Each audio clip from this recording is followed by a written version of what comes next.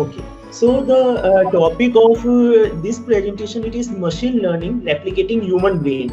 And in this presentation, like as the name of the presentation, replicating human brain. So at the start, I am just going to try, I will try to just make you realize that how we humans make decision. Like most of the time, we even do not realize that what are the steps that we used to follow whenever we make decision to identify anything that is in front of us, or whenever we touch anything, then what is the actual process that is going there in our brain.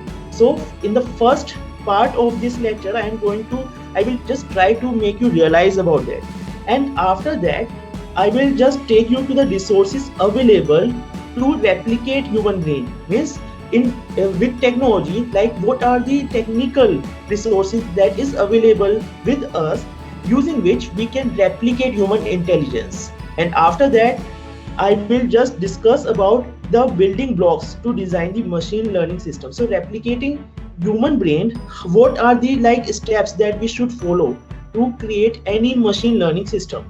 And at the end, I will just discuss some of the applications where machine learning can be implemented, and some of the learning resources, like if you are a fresher and you want to start with a machine learning, so from where you can start.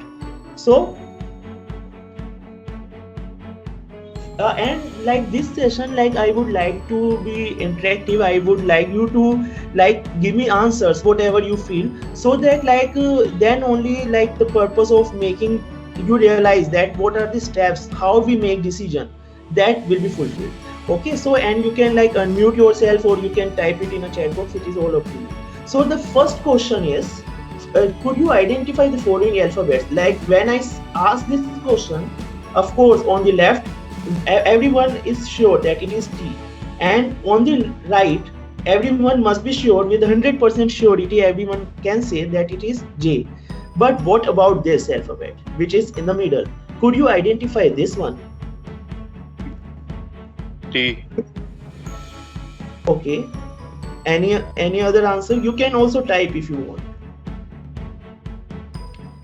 So the thing is that the when we just come across this type of the image where like exact template is there, like there is no complexity, no style, font is there, so straight away we can come to the conclusion that it is T and it is J. But when we come to some style fonts, then we start comparing, like we start analyzing. Yes, there is one horizontal type of a thing, there is one vertical type, like we can take it some vertical, but the confusion between T and J, it is because of this curve part.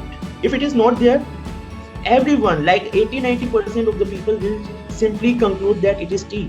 But because of this curve part, like it just brings some slight confusion in us that it may also be a J, right? So because of this style font, even if we used to say like that it is T or J, then our confidence level, it decreases somewhat.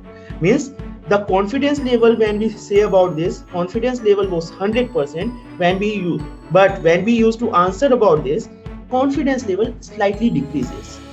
Now similarly, if I ask you, could you identify what is present inside the two boxes? So could you identify this? The object, what is the thing that is there inside the box? So fruit like orange, strawberry. Right. And any other answer? So the purpose is like over here we we are able to see some color and some like texture is there, right? And over here also some red type of object is there.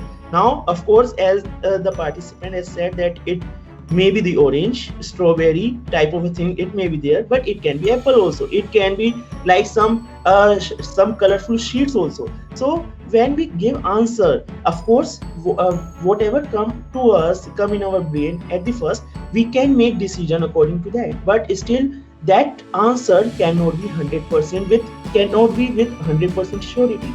So but now if I modify this question and if I simply add this word, could you identify the fruit present inside the two boxes? Now the participant who has said orange, So I guess in his mind, the confidence level must have increased. That yes, he was correct. He must be thinking that he was correct about this orange, and of course it must maybe strawberry, because now question has changed, and at least we know that it is something fruit. And when I ask this question, most of the participants, they must be like all the images of the fruits must be there in the brain, and they just try to analyze what are the red color fruits available, what are the orange color fruits available. And like even now, like this can be apple, this can be cherry, this can be strawberry, this can be orange, mosmi, or a mango. So still, like we cannot give answer with 100% surety. But in comparison to the previous question, the confidence level has increased, because now we are restricted only with the fruit. And now if I change my question further, and if I add this thing, could you identify the fruit present inside the two boxes? Given that the size of the fruit is somewhat similar to the cricket ball, now the confidence level must have increased more, because if it is cricket ball, so it can be the apple, because the size of the apple is also somewhat near to cricket ball. It can be orange, but at the same time it can be mosmi, it can be kinu, it can be like any of the three fruits, or any other also. Okay, so but when we say a cricket ball, then at least we are sure it cannot be cherry, it cannot be strawberry. So you can see that by changing the question, by just initially we do not know anything about the object, then I simply add this fruit word. So the means out of lot of things that is available in this nature, out of that we just have to concentrate on the fruit. We are sure that it is fruit because it is given in the question, so we just have to analyze all the fruits. And we just, when this question asked, most of you must be analyzing in your brain that like images of the fruits, different fruits must be there in your brain, and you just whatever answer that you are going to give, that will be according to the image that is there in your brain. Okay, and when I refine the question by saying that the size is cricket ball, then again we go to our brain, all the images again come to our brain, and we just try to analyze, is the size of the strawberry is equal to the cricket ball? Since it is not, so we simply ignore, it cannot be strawberry, it cannot be cherry, it can be apple. Okay, so the purpose of asking this question is just as like if we simply show you the fruit, if I simply show you the image of the orange and the image of the apple, then the confidence, and then if I ask could you identify the fruit, the confidence level will be 100%. But when I do not know anything, confidence level is very less. When I add something, it has increased. Then I add another parameter, cricket ball size, then confidence level has increased more. And it is how that it is not like that we used to make a decision straight away. We always try to analyze the thing in our brain. Now coming to this over here, we have two different type of a waveform. Could you identify the difference between these two waveforms? Now over here, the two waveforms, like if we talk about the amplitudes, so it is very difficult to say anything about the like shape or like what is the amplitude. Like if the over here it is, if the third peak is of 12 volt, then over here third peak is of around 5. So it is not like very easy to predict anything about the complete waveform of the signal. But if we see about the range, then easily we can, at least if we just talk about the difference, at least this difference is visible, that the range of this second one, it lies from -10 to 10, whereas the range of this one, it lies from 0 to 20. So at least this difference is there. So when we see this image, and if the person belongs to the signal processing background, so very easily, because in signal processing usually we used to talk about the range, about the amplitude, so, and we also know that this type of a signal can be there due to noise. So in that case, because signal processing expert or the person who know about signal processing, usually we talk about the range also, so that person will be able to give a decision, will be able to give the difference more easily in comparison to the person who do not know anything about the signal processing because of the domain knowledge.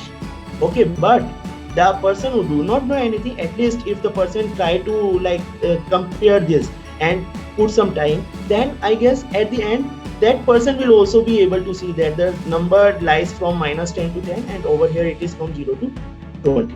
So again, domain knowledge is required.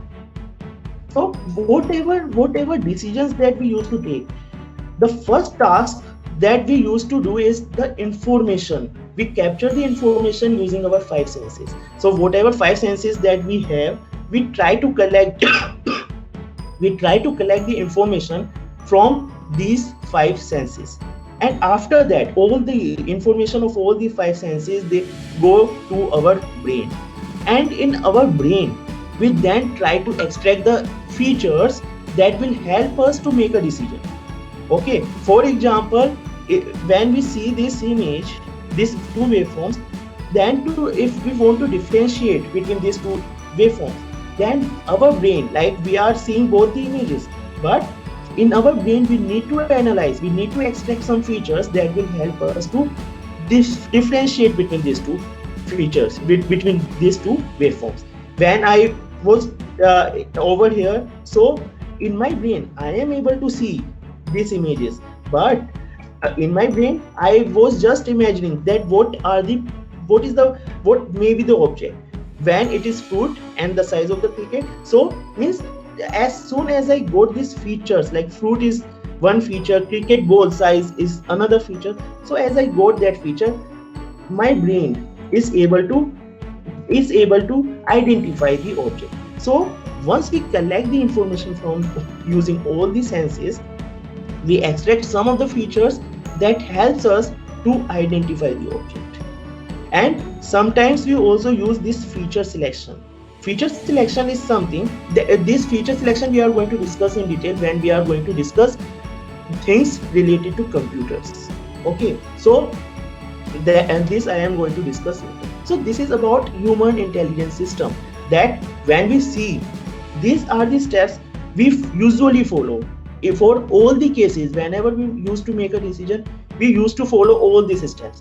Only thing is that if the object that is in front of us, if the template of that, if the image of that object, if it is too simple, then we do not realize that we are following these steps, that we are extracting some feature or we are selecting some feature. We just feel that we have just seen the image and immediately we are able to identify, but we are executing these steps. But when the object, when the image, or when the information in front of us, when it is not simple, in that case we try to analyze this waveform to extract some features so that we can differentiate this waveform. So we need to take some time, and when we take time to make decision, at that time we may realize that we are in our brain, we are trying to analyze the features. Okay, and then only we make a decision. Okay, so now using this concept, exactly same concept, our computer or our artificial intelligence, machine learning concept is there. Now in place of these five resources, we have in technology, we have different type of sensors. Like we have this motion sensor, pH sensor, temperature sensor. We have camera can replicate human eye. Like with our eye we are simply able to capture the image, and after capturing the image, all the processing, that what we are seeing, whether in front of us we have a chair, fruit, table or anything, that processing part, it is done by the brain. So the work of the eye is just to capture the image, and same can be done by the camera. So camera simply capture the image, and then if we want to process the image, if we want to make a decision, that can be done using the computer. Similarly, mic means if we want to, like our ears, whatever we are listening, then that signals went to the brain, and then brain analyze that what we are hearing. So similarly, mic works like a ear, that it is going to get all the information of the voice signals and will give this information to the computer, and then computer, if it is coded accordingly, computer can process these voice signals and can predict, like something like speech to text conversion type of a thing can be done. Okay, so of course the sensors that are available, they does not work exactly in the same way our human body have, okay, according to our human body sensors, but still technology is working on it, and we have lot of sensors available that can replicate these five senses. Okay, so today we are mainly going to discuss about this computer, that once we are going to extract the information from the sensors, how we are going to make that data, we usually call it a data, and from this data, using the computer, we are going to get the information, we are going to extract the information from that data. Okay, so but the limitation of all this system is that our computer is a digital system which can understand only numbers. It cannot understand any feeling. It cannot understand, like if I say that if I say that something is very beautiful or something is very ugly, so that type of terms is okay for the humans can understand, but our computer cannot understand anything like that. Computer can understand only numbers. Computer can understand only 0 and 1. So now this is the limitation of our computer. To remove this limitation, somehow whatever in nature we have, whatever our sensors are going to extract the information from the nature, that information we need to convert into the digital image. So in this particular lecture, we are not going to talk about how we are going to convert. Only thing is that once these sensors, they are going to extract a signal, and once whatever signals or data they are going to extract, once we put it into the computer, once we store it into the computer, it is stored in the form of numbers.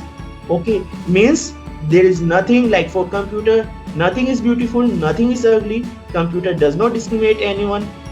But if we just try to see the numbers, then computer can discriminate only on the basis of the numbers. And it is the reason that, like these days, when someone asks you to fill the survey form, some company, they ask you to fill the feedback form. So usually they ask you about for the rating, that out of 10 what number you are going to give, so that they can feed that type of numbers. According to that numbers, they can feed that numbers into the computer. And if they are using some machine learning or AI tools, using that tools, that AI system can predict that where company should work, so that the feedback can be improved.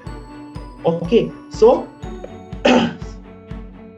now after this, the building block to design the machine learning system. So to design any machine learning system, these are the steps that we need to follow, and these steps are exactly same which we used to follow when we humans predict anything, when we humans make any decision. So the first task is to collect the raw data. So means the data that we extract using the sensors. It can be camera, mic, any temperature sensor, or anything else. After that, we do some pre-processing just to clean the data and to make the data, in such a way so that easily we can extract some information from the data. Then we follow this feature extraction, feature selection. We extract some features, and after that we try to train the model. So in this training the model, we just need to, like these days we have large number of artificial intelligence or machine learning models. So we can select any one of them as per the application, as per the requirement of the application, and then first we are going to train them, and then we are going to test them. So let's discuss about this in detail. So when I talk about the raw data input, so my raw data, it can be 1D signal, it can be 2D, it can be 3D. So when it is 1D, it can be like the information, the data collected from the temperature sensor. It can be the data collected from the mic. So anything that varies with time, or only one only one independent variable is there, then it is 1D signal. When we talk about 2D, then it can be the digital information collected from digital camera, or medical images like MRI, CT. It can be thermal scanner also, like these days during corona, or like some of the places like airport, they used to use this thermal scanner, in which they get a complete picture, and if someone have a fever, so that thermal image is going to give the color according to the, means high color is high temperature is reflected by the red color. Okay, so according to the thermal image, the according to the thermal image, person who is checking these images, the person easily will be able to identify that if the person has some fever or not, if the body temperature of the person is high or low. Okay, so our raw data, it can be 2D, it can be 3D, like we can have a video. So when we talk about video, so in images we only have two independent variables. We can move from left to right, we can move from top to bottom. Okay, so only two variables are there. But in video, along with this image, we have a third dimension, time. Okay, so our 3D data, it can be a video, it can be the volumetric images, like a 3D image. So once we collect this data, then the first step is to pre-process the data. And when I say pre-processing the data, it simply means that whenever we see an object, or see any information, any object, or whenever we collect any data from the sensor, so there may be a chance that due to some noise, we get some unexpected value. So first of all, before extracting any feature, we should try to smooth out our data, means we should try to remove the noise. Plus there may be a chance that there may be some outliers. Outliers simply means, like suppose suppose if I want to classify whether the student is from a junior class or from a senior class. Now like if we take the parameter as the height of the student, so like in a junior class, the height of the students, most of the students, the height will be less in comparison to the senior students, right? So but there are always 1-2 cases who got, like in the junior class also the height is too high, and in the senior class also there are some students whose heights are less than the normal. Okay, so the person who are beyond the normal cases, means in the junior, the student who have height above the normal, and in the senior, the person who have height below the normal, that two category there comes under the category of outliers, because it is due to the height of this smallest and the longest person. It is due to their height, like if we take the mean of the height of all the students in the junior and the senior class, then our mean is going to deviate due to the height of this smallest and the longest student. So it is better when we extract the feature, it is always better to remove these outliers, because these outliers are always there and we can put them in exceptional cases. But if we include that outliers, then that will, like due to that outliers, due to their abnormality, means abnormal height, our system, it may be trained it may be trained wrongly. So to train our system, to get a machine learning system proper, it is always better to remove all these exceptional cases, so that when we are going to test our system, then for most of the cases, for maximum cases, our system is going to work perfectly fine. And the person in a junior class, if the height of the person is too large, then that will be only 1 or 2 cases. So we can sacrifice the accuracy of our system for that 2 cases. But if we include them, then due to the inclusion, the overall accuracy of the system, it may drastically decay. So it is always better to remove the outliers. Sometimes it is also there is also the possibility that we are not our sensors, they are not able to extract the complete data, means there may be some missing values. So using some interpolating techniques, we can try to fill that missing values, so that when we are going to train our data, these missing values, it does not have the bad impact on the accuracy of our system. So this type of a data cleaning is very much required. It is very essential steps before going for the further steps towards machine learning system. Apart from that, we have in pre-processing, we have this data integration, where like we can extract in data from multiple sensors.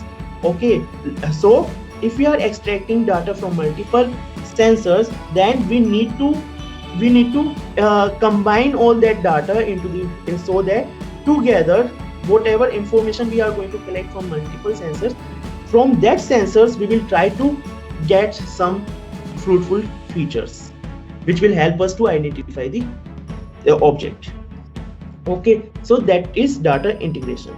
Data transformation is like sometimes like we have this Fourier transform type of a thing, wavelet transform of a thing. So using that, what we used to do, like if the sometimes the data that is that our sensors has extracted, if we transform them, like suppose if I have a sinusoidal signal, okay, and sinusoidal signal in time domain, like it keeps on like positive negative positive negative, so the signal goes up and down continuously.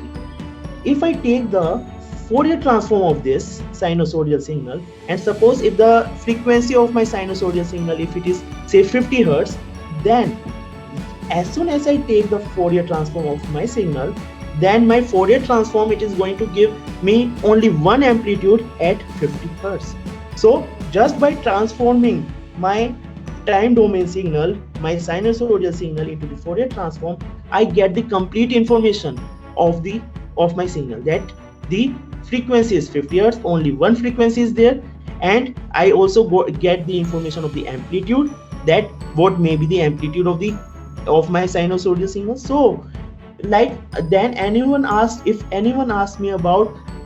anyone asks me to draw the sinusoidal wave, I do not need to, I just need two information, frequency and amplitude, right? So, and if I have that information, I can draw that. I can replicate the exact waveform. So I do not need to remember the amplitude for each and every time instant. Only information that I need for a sinusoidal is amplitude, frequency, and also phase.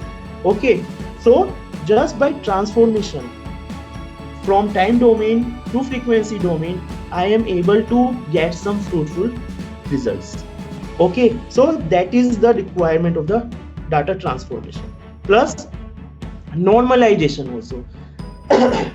Normalization is a thing like suppose if we extract the information from two sources, and like suppose the range of one source lies from 1 to 5, and the data that I extract from the second source, if the range of that source, it lies from 1 to 100.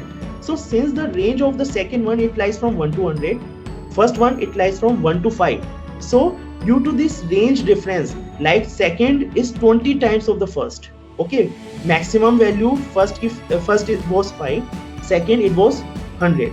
So second one is 20 times of the first one. So if I use this exact data for my machine learning, then this second one, due to since it has high range, so that high range can have a biasing effect on our machine learning. Biasing effect means that our machine learning, when we are going to train our machine, then our machine will be more aligned to this second data, this second data that we have extracted from the second source, because of the range which is 20 times of the first. So it is better to normalize the data in such a way that the range of all the data it lies the same. Like we can normalize both the data, like from the source, from first source we can normalize it to lie from 0 to 1. From the second source also we can normalize it to lie from 0 to 1. So we can normalize our data so that from whichever source we have extracted the data, all the information will be in the same level, will be at the same level. So these are some of the pre-processing steps that we need to implement to come out with some proper machine learning system with high accuracy. Now after this, the next step is feature extraction. That once we have cleaned our data, and then our task is feature extraction. So the purpose of feature extraction is that now, like as we can see this waveform, right? By looking at the waveform, we can see that we can analyze that over here the range is from 0 to 20. In the second it is -10 to +10. And so from this I can predict this. But if I think about the computer, in a computer when I have saved this data, then it is just the numbers. I must have saved over here at this time instant, I must have saved 10 over here. For this time instant I must have saved 20. For this I must have saved 8, and so on. So for a computer, in a computer we have saved just the numbers, right? And using that number, it is not like easy for computer to get the information from this. So it is required that whatever data that we have, we should try to conclude, we should try to summarize that with some feature extraction techniques, so that whatever is the data, from this data we can get some information like over here we can see range is 0 to 10. If I take the average of all these values, all this amplitude, then the mean is coming out to be 10. Whereas if I take the mean of all this, then the mean is coming out to be 0. So if I want to differentiate these two signals, simply I can use this mean as a feature extraction method. I can use this as the parameter which will help us to discriminate between the two waveforms. So if after this, if some person come to us, and if the person come with some waveform and ask us to classify whether that image belongs to this category or this category. So what we are going to say, we are going to ask that person just calculate the mean. So whatever mean that person is going to get, if the mean is near to 10, then we say that that particular data belongs to this case. Whereas if the mean is the mean that is evaluated, if that is near to 0, then we will say that that information, that data belongs to this category. So I do not need to know about this complete data, that what is the amplitude at each and every time instant. I only need this information, mean. And if I want to, like, if I got any data and if I want to classify between these two categories, simply I can ask for the mean. I will compare with the mean, and accordingly, easily, without much effort, I can simply predict whether the signal belongs to this category or this category. Similarly, if I talk about some image, like surface of any surface, whether the surface is smooth or rough. So like usually when we used to check whether the surface is smooth or rough, so we used to touch that surface, and according to the feel that we used to have, according to that feel, we try to give a decision that whether the surface is smooth or rough. And we also used to define that what is the level of roughness, what is the level of roughness. Now over here in these images, whatever these 8 images you are able to see, in these images I just determine the standard deviation of all the pixels that is there in the image.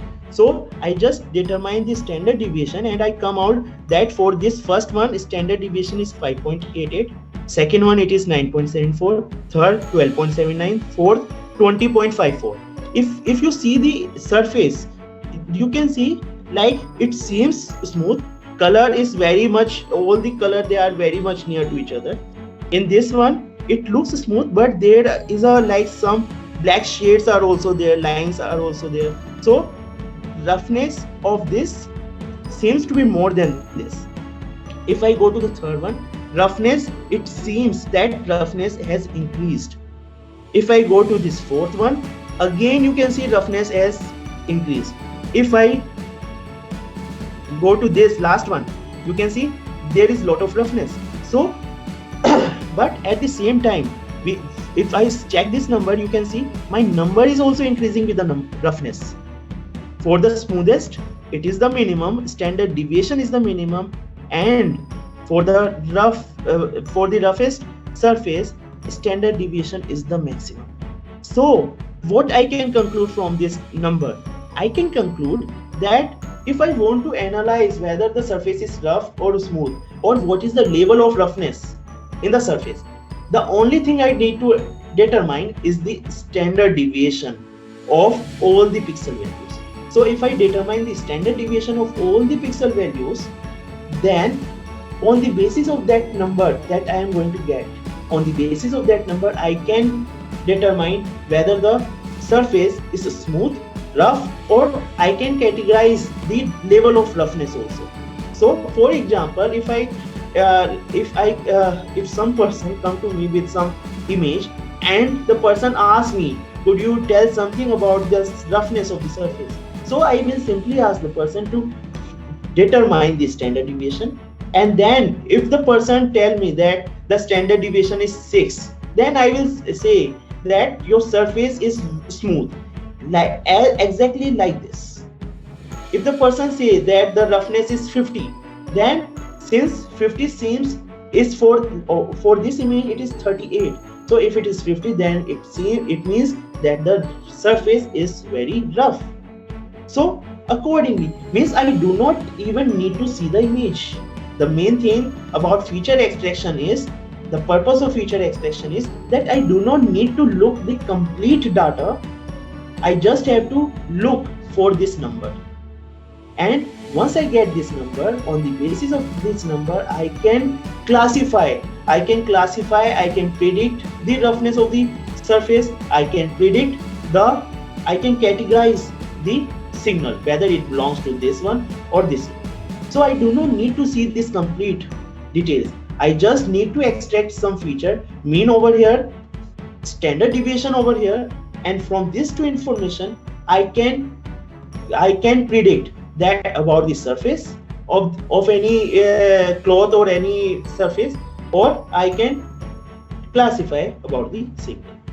So that is the beauty of this feature extraction. And like in research literature, we have large number of feature extraction techniques that is available. Over here I just use mean and standard deviation because like this mean and standard deviation we are keep on using them right from our school days.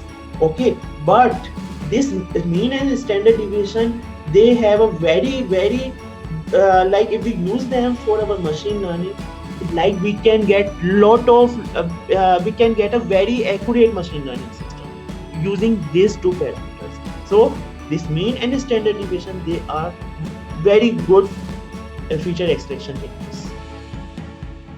Now the question for you, again if we come to these boxes, then now could you identify which feature one should extract to identify the type of fruit inside the box? Means features means mean, standard deviation, or both, or something else. So could you answer this?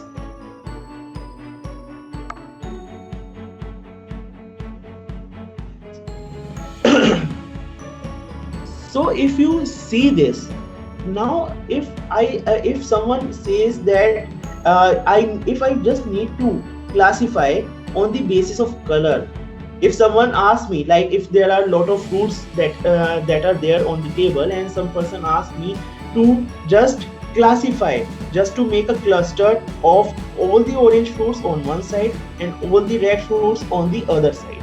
In that case, only thing that I need to know, I need to know the mean. Means again I am talking about, like, if fruits are there, I do not need to see the I do not need, have to see the fruits. Only thing is that somehow I need to classify, I need to cluster, make a cluster of all the orange fruits on one side, cluster of all the red fruits on the other side. So but I have some helper. So what I can ask, if everything is in terms of numbers, so I can ask the person about the mean. I can ask that what is the mean of the color that is there in the fruit, what is the mean of the color. Why I say number? Because we need to think in terms of the computer can understand only number. So since this is orange color, this is red color, the mean of both the colors should be different. So since they are different, so just if we want to make a cluster of orange fruits versus the red fruits, then mean is more than enough. I do not need to check for any other parameter, because the color of both this color must have different mean value. So simply, if there is a person who is going to help me with numbers, then I will simply ask the person that just calculate the mean and tell me. And if the person say that the mean, say suppose if the mean of this orange is 50 and the red color is say 200, then if the person say that the mean is 60, so since 60 is near to 50, so simply I can ask him to put this in the orange cluster.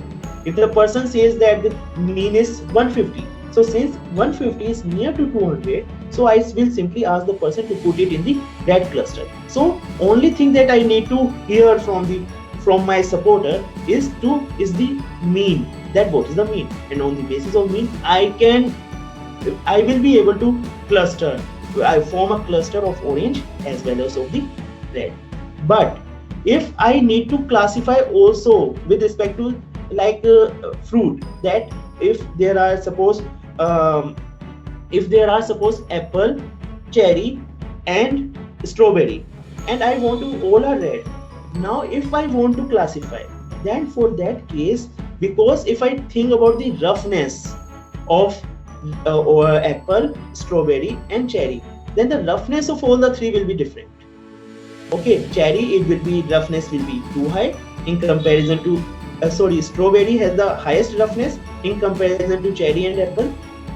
Now cherry and apple surface is smooth, but if I take the image, if I capture the image, then apple have some shades, whereas cherry it is almost completely red. So if I calculate this standard deviation, then standard deviation can give me some information about the that will help me to categorize between apple, cherry and strawberry. And just on the basis of this, means if I have a large number of fruits on the table, some are orange, other are red, then I can use these two parameters to classify to whether the fruit is apple, cherry, orange and any other. So these two parameters, they may be very helpful to us, but it is not necessary like where for all the cases these two parameters they are enough. We may need more than that. Okay, so it all depends on like with which camera we are capturing the image and what other like if we are trying to classify the apple which whose look is too good, means if the apple is rotten or if the orange is rotten, then color will change. Okay, our red color of the apple, it will change. So we will not be able to use only mean in that case. But if the apple is completely okay, orange is completely okay, then these two parameters, they may work, they may help us to categorize, to identify these two fruits. After that, we have this feature selection. Now the purpose of this feature selection. So now the purpose of feature selection is to remove the irrelevant features, because irrelevant features, it will just reduce the computation. If we remove the irrelevant feature, it will reduce the computational cost. How? I am going to discuss. Irrelevant feature may also avoid the misleading the training of the machine. How? Now suppose if there is one kid, small kid, 1 or 2 years, and if we are teaching the kid that, if we are teaching a kid to differentiate between table and chair, then, and we show all these images to the kid, and we also tell the kid that, see, it is chair, chair, and over here it is all the tables. So now the kid, there may be a chance, because as we can see, all the chairs, they are of black color, all the tables, the color is little bit like brownish. So there may be a chance, if we do not tell the child that do not go for the color, just look at the shape, that the chair has 4 legs and other like armrest, backrest. If we do not say anything, just show the image to a kid, then there may be a chance that kid will take this black color as one of the parameter, and this brown color as the parameter for the table. So kid may have in his mind, kid can store the information, can store the feature, that the best feature to classify between table and chair is color. That if the thing is if the thing is black, then it is chair. If the thing is brown, then the thing is table. Because we have not informed the kid that color is not the parameter to classify between table and chair. So this color information, it is the irrelevant feature, and this feature we should remove, because if we do not remove this feature, then our, same like a kid, our computer, when we are going to train the computer, then computer will also pick this information, and computer is also going to take this color information as the most priority one, because this color, it easily, with using this information, our classifier, our machine learning system will be able to classify the object very easily, because of the difference in the color intensity. So it is always better, when we, before starting for a machine training, we should remove this irrelevant feature, because it is going to mislead the training of a machine, and machine can think that color is also the most important parameter, because just using color, in fact, we do not, that machine will think that no other parameter is required, only color is enough. Okay, so it is the reason that this feature selection is very crucial step. And when I was discussing about this, about our human brain, then we also, like, if we do not tell the child that color is not the important parameter, then child will also mislead, and child is also going to predict whenever we show some table or chair to the kid. And suppose if we show, after this training, if we show black color table to a kid, then child will say that black color table is chair, because of the bad learning.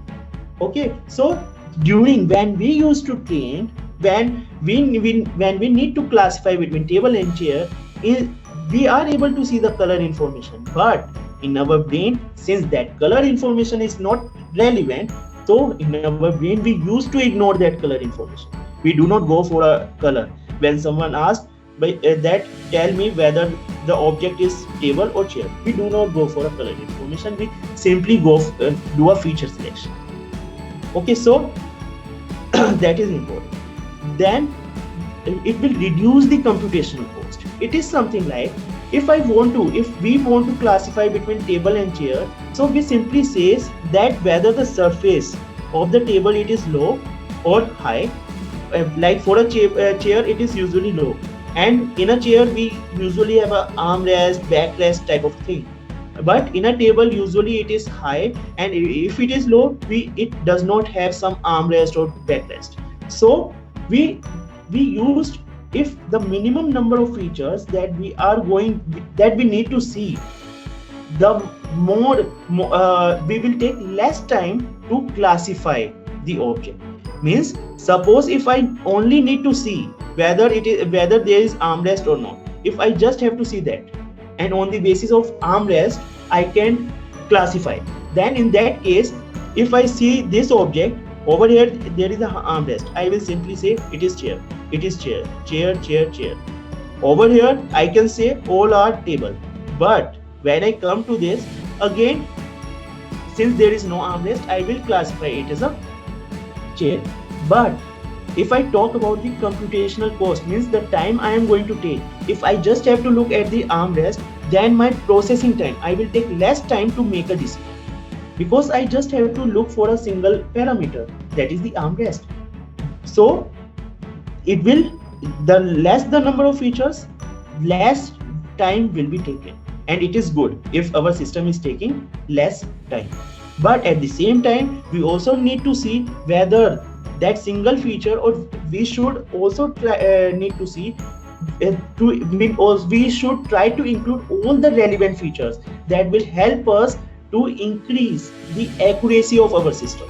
Like in this case, if we do not add this backrest feature along with armrest, then we are not able to classify chair and table completely. Like for this particular case, we just classify it as table because we were taking only about this armrest. But if we include backrest also, then we are going to classify this as chair, okay, instead of table. So in feature selection, we need to look to include all the relevant features considering these two parameters, to include the minimum relevant features, that so that the computational cost will be minimum. Secondly, when we are doing feature selection, we should remove all the irrelevant features that will mislead our training of a machine. After this, once we do all this feature extraction and selection, our data, it will look something like this. Means usually we form a table, and in a table like this is a sample number, and suppose if we extract two features, mean and standard deviation, we put that number for each sample 1 we extract the mean and standard deviation, for sample 2 I extract mean and standard deviation, and so on. And at this, in the third column, in this last column, I also need to put the class, that what is the category, like whether this data belongs, this sample belongs to table or chair, whether this sample belongs to table or chair. So I need to put a category also. And since we are talking with respect to computer, so in a computer we can store only number, so we cannot put something like table or chair, we have to put a number. So I can give number, like I can give number, I can represent chair with 1, I can represent table with 2. Okay, so simply I can give a number. So but my data at the end of the feature selection technique, my data, it should look like this, because using this data, now we are going to train our system, our machine. And before training, what we do, because we also need to test, like when we used to train any student, when we used to teach the students, we help the student to practice lot of numericals, lot of exercise, and then at the end we used to take the exam, right? So like over here, if we show this chair and table to a kid, then at the end we also need to take the we need to test the knowledge of the kid. Okay, so what we can do, we can, like this complete data set, we can divide into two categories. One is training data set and another is testing data set, so that this training data set will be used to train our machine, and then this testing data set, we are going to use it to test our data set. It is 40 because total we have 100, so for training we use 60, so it is 40. Okay, and when we divide our data into training and testing data set, we need to make it sure that we include samples from both the classes.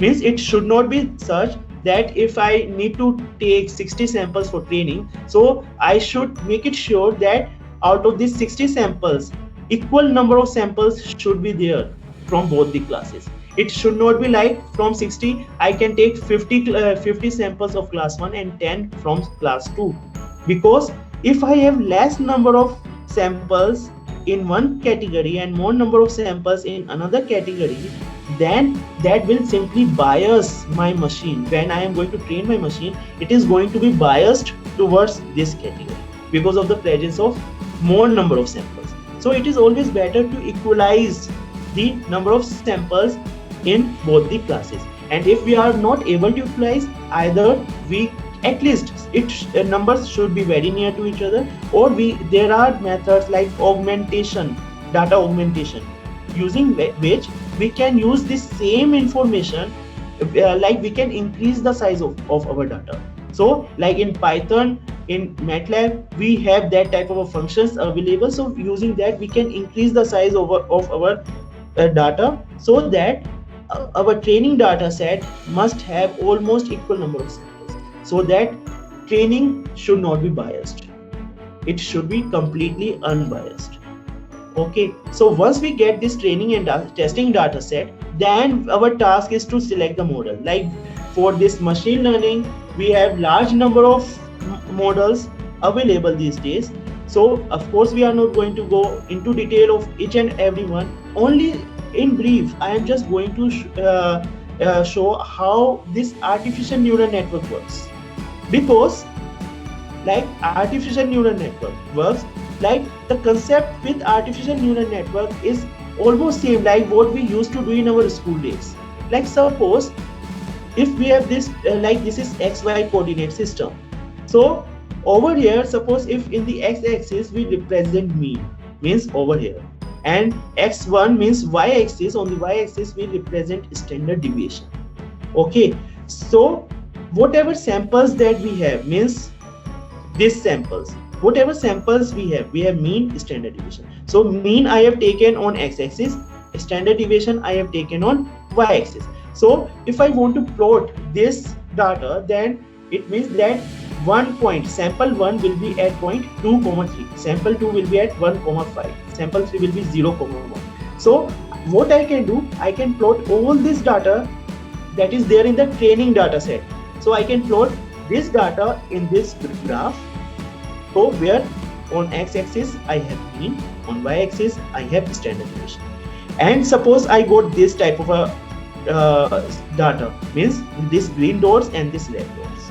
And after once I plot the data, then I can try to see whether I can draw a single line, single straight line that will act as a boundary to this class and this class. Means after plotting these samples over here, if we can observe that if we can draw a line that can differentiate or that can act as a boundary between this samples and this samples, then this we can use this particular equation of a line.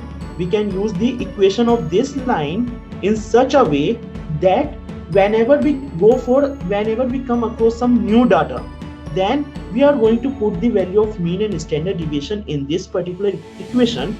Means we are going to put the value of x0 and x1 in this equation, and after substituting the value of mean and standard deviation in this equation, if the value is coming out to be greater than 0, then we will simply say that the new sample belongs to this category.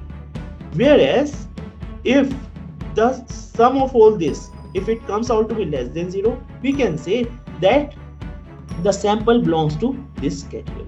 It means once I plot the data of like class 1 and class 2 from here, this class 1 and class 2, once I plot the data, and if I see that the class 1 and class 2 data can be like differentiated with the help of this line, then I can use the equation of this line. And in machine learning, in this artificial neural network, the purpose of artificial neural network, the simplest neural network that we use to design, is to identify the equation of this straight line. Because like what we did, we plot the data, then we identify the line, and then we get the equation. So manually, this we are doing it manually. But when we are talking about making a program, when we are talking about training a machine, then we do not have to do anything manually. We have to design a program, we have to design an algorithm that will work automatically, and that will automatically give us the equation of this straight line. Because if we are going to get the equation of this straight line, if with machine training, if we are able to get the equation of this straight line, then it means that we do not even have to do it manually. We do not need to plot the data, we do not need to see if we can draw this straight line, we do not need to do anything. Only thing is we need to use this particular model, artificial neural network model, and using this model we can determine the equation of this line. Now if I see this equation over here, this x0 and x1, they are the parameters whose value I know from this data set, right? So the only unknown that can be there in our equation, it is this value w0, w1 and the w2. Means I only need to determine the coefficients of this w0, w1, w2. So the purpose of this training, machine training, when I train this artificial neural network, the purpose of the training will be to get the value of this parameter w0, w1, w2, and we get this parameter value using the information of the samples one by one. Okay, so like we are not going to go into detail of this mathematics of this neural network, but something is like we keep on iterating. Like if we have this sample, so suppose if we start with this initial weights 0 and 1, okay, and 0 1, so the equation will of a straight line, it will be this, means our straight line will be this. If we just consider this particular sample, okay, and we try to check if this sample is classified properly or it is misclassified. So we check this, and we check all the samples. So the sample which is misclassified, according to that sample, we will try to move this line. So as you can see, this sample is misclassified. Our equation, our straight line, it should be somewhere in between over here, right? So, but in starting, if we randomly pick the weight of the weights w0 and w1, so our equation will be this. When we check the samples, we found that this sample is misclassified. According to this misclassified sample, we are going to update the weight using this formula. This we are not going to discuss due to time restriction. Okay, so but we have the formulas to update the weight. So we update the weight according to this misclassified sample, and after updating the weight, we get the weights like this, and the equation of a straight line or our straight line, it will become like this, black line. And now you can see the line comes near to this, but still it is misclassified. Okay, so what we can do again, since it is misclassified, so again we are going to update the weight as per this misclassified sample. So when we update the weight, our weight will come to this, and our line will be this. And once I get this line, then you can see this two samples belonging to the same category, they come on one side of the line. These two, they come on another side of the line. So now all the four samples, they are classified properly. So it means during the training phase, what we used to do, we simply update the weights so that we can get a correct equation of this straight line. Okay, and once I get the equation of this straight line using this concept, greater than and less than 0, same concept that we used to use for when we studied about graph in school days. So same concept we can use to discriminate between the two categories, that if it is greater than 0, it belongs to this category. If it is less than 0, it belongs to this category. So this is the purpose of the artificial neural network, that we simply try to update the weights as per the training sample data. and according to that we classify. So and at the end we do a machine testing. Once we get the equation of a straight line, like over here we get the weights as this 2 by 3 2 by 3, right? So once we get the weights, now over here I have used only 2 weights. The purpose is just to make the explanation easy, okay? But these weights, it can range from any number, like W0, W1, W2. It can be of number of weights. It depends on the number of inputs. Like if we have 2 inputs, we can have 2 weights. If we have 3 features, we can have 3 W's, 3 weights. If we have 4 features, we can have 4 W's. Okay, so it depends on the number of feature. Along with these features, we also have one bias weight. Okay, so along with this, we also have one weight for the biasing. Okay, so we are not going to go into that detail, but it simply means that when we train our artificial neural network, then we try to get the weights of, if we have n number of features, we will try to get the weight of n plus 1 weights. We will try to get n plus 1 weights. And once we get the weights means once we are able to classify all the training data set with high accuracy, then once we get a weight, we can try to test our samples. We can try to test our machine learning using the testing data set. So using this testing data set, over here again it is 40 samples, 20 samples, 20 samples.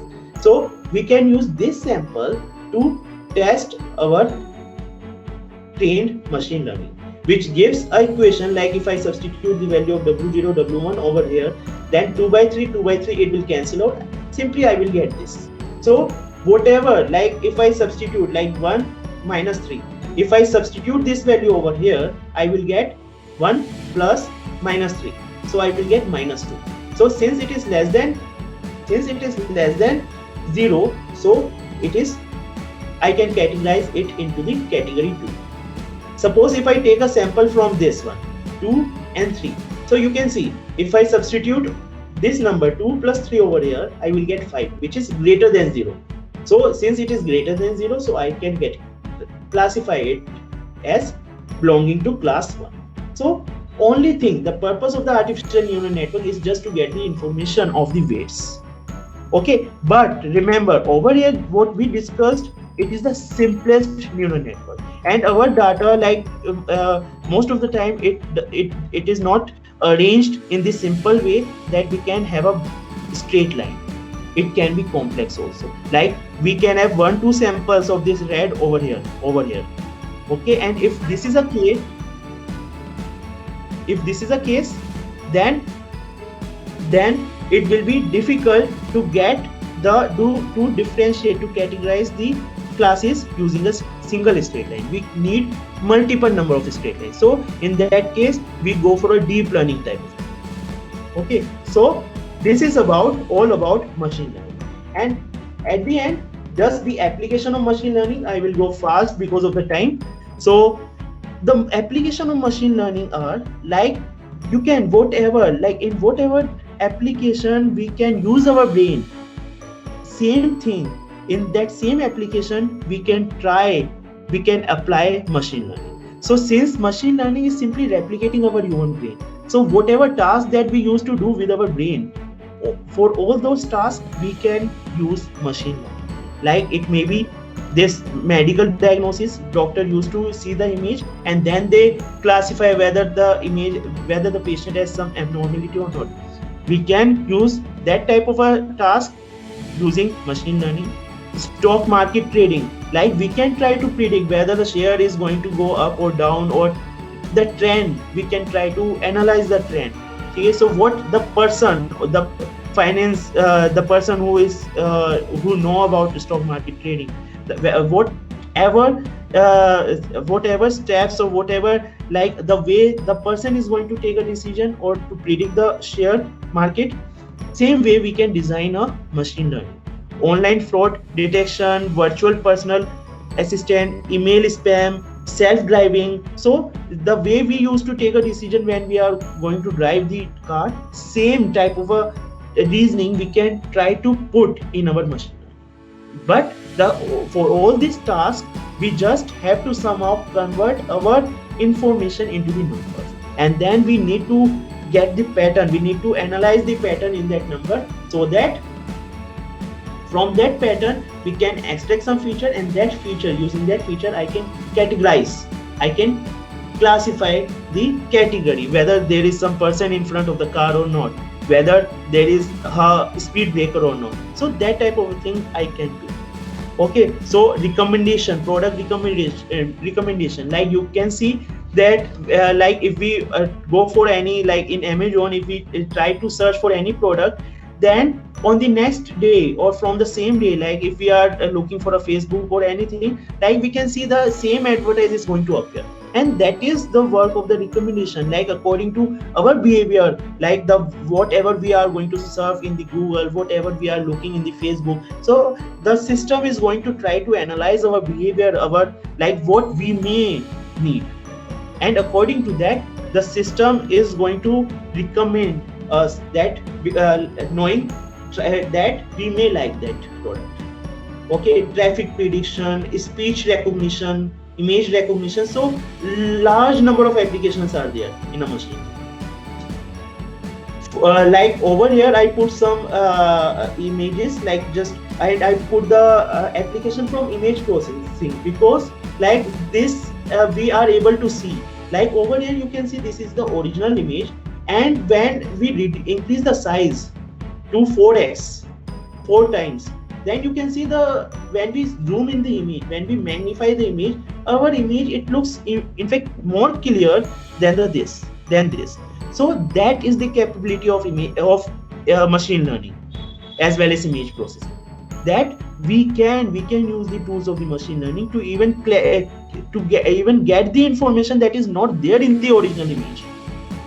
Okay, and you can see how clear, like over here it is blurred, but over here it is clear.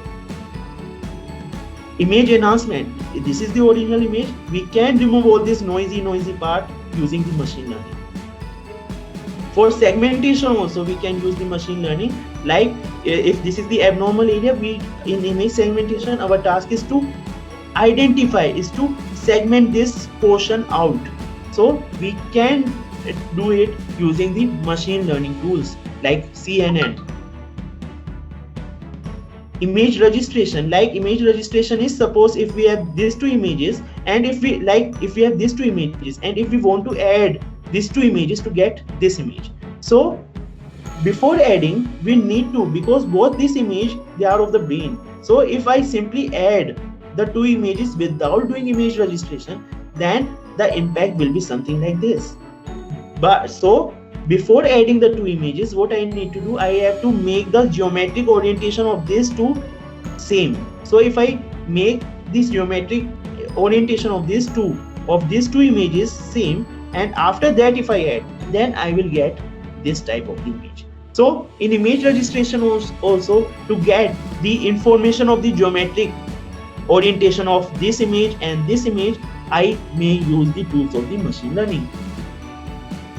Okay, so at the end, learning resources, like the best learning resource that you can use for the initial learning is Kaggle, because in Kaggle, like whenever we go for a machine learning when we used to go for machine learning, we need a data using which we can try to try to predict, or we can try to design a machine learning system.